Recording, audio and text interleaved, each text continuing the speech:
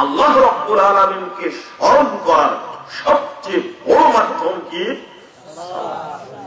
যদি এটাই হয়, আপনি একবার ভেবে দেখুন তো যে সালাত আপনাকে বাধা দিতে পেরেছে কিনা। ছোট্ট কথা এখানে বলে রাখি আপনাকে, এই সালাত দুনিয়াবী জীবনে যদি আপনার কোনো কাজ করতে না পারে, আপনার পরিবর্তন যদি সালাত না করতে পারে, আপনি সালাত করছেন 20 বছর যাবত, কিন্তু আপনার জীবনের কোনো পরিবর্তন সালাত করতে পারেনি, নিঃসন্দেহে জেনে রাখুন এই সালাত কাল কিয়ামতের মাঠে আপনার কোনো উপকার করতে পারবে না, বরং ক্ষতি করবে। কথাটা যতগুলো কথা বলবো আজকে, এই কথাটা আপনি মনে রাখবেন ইনশাআল্লাহ। আমার সালাত যদি আমার এই জীবন উপকার না করতে পারে, তাহলে কিয়ামতের মাঠে এই সালাত কোনো কাজ করতে পারবে না। তাই তো বলি, একজন ব্যক্তি সালাত আদায় করছে 30 বছর যাবত, ওই লোকটি 30 বছর যাবত বিড়িও খাচ্ছে, ও সালাত কি কবুল হয়?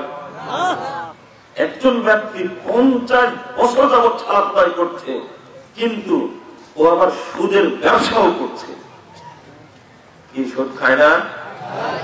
গ্রামীণ ব্যাংক, আশা ব্যাংক, ব্রাক ব্যাংক, সোনালী ব্যাংক, অগ্রণী ব্যাংক থেকে ঋণ কারা নাই? খ্রিস্টানরা না, হিন্দুরা না, মুসলমানরা নাই? আপনারা নেন না?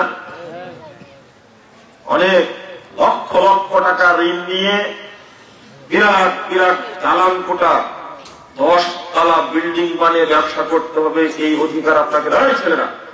এদিকটা তুমি হেঁটে দেন না যায় কেউ। কে আপনাকে অনুমতি দিল? আপনি সুদ খেতে গেলেন কেন? আমি সুদের বিরুদ্ধে এখানে বলবো না, একটু পরে বলবো। আপনাকে বুঝাচ্ছি, সুদ এত বড় জঘন্য কর্ম, এত বড় অন্যায় কর্ম, এটা জানার পরেও কোন সালাত আপনি আদায় করছেন 50 বছর যাবত, আপনি সুদও খাচ্ছেন, মানে ওই সালাত আপনি আদায় করেন না, সালাত নামের ভণ্ডামি করছেন। আমার কথার গলায় যদি আপনি দুঃখ পান, তাহলে এটা ইমানি ব্যাপার। আপনি সুদ ত্যাগ করে সালাত ভালোভাবে আদায় করার চেষ্টা করুন। আল্লাহর দাবি কখনো মিথ্যা নয়। আপনি ভণ্ড মুসল্লি বলে আপনার দাবি মিথ্যা, আল্লাহর দাবি কখনো মিথ্যা হতে পারে না।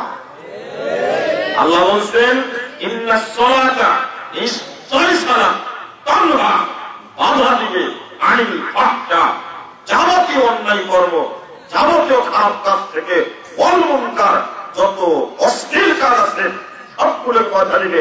আমার আল্লাহ এই কথা বলেছেন, মুসল্লি সালাত আদায় করলে ওর দ্বারা কোনো পাপ সংগঠিত হবে না, এটাই চূড়ান্ত কথা। কিন্তু ওই আপনাকে বাধা দিতে পারবি কেন?